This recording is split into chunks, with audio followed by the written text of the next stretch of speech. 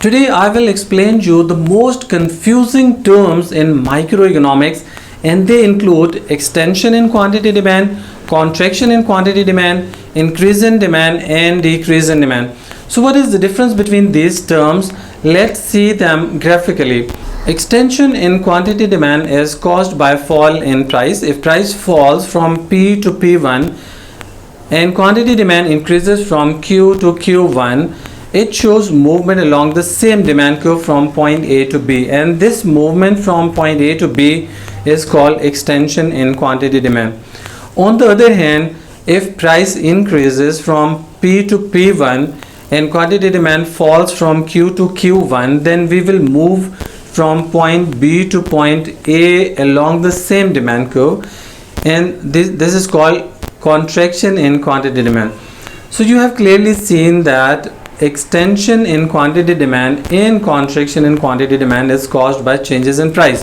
If price increases, quantity demand falls, it is contraction in quantity demand.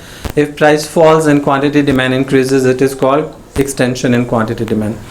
However, increase in demand is caused by changes in factors other than price. What are those factors? Those include income, taste and fashion, weather, population, advertisement and many other factors which we have already discussed in law of demand. So these are the factors which shift demand curve. Changes in non-price factors shift demand curve completely to the right if there is increase in demand. For example, if there is rise in income, taste and fashion or population, then demand will increase and demand curve will shift to the right from D to D1.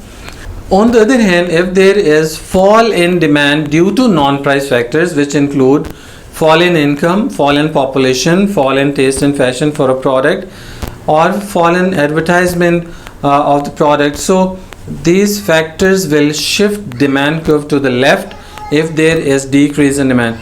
So demand curve will shift from D to D1 to the left if there is decrease in demand.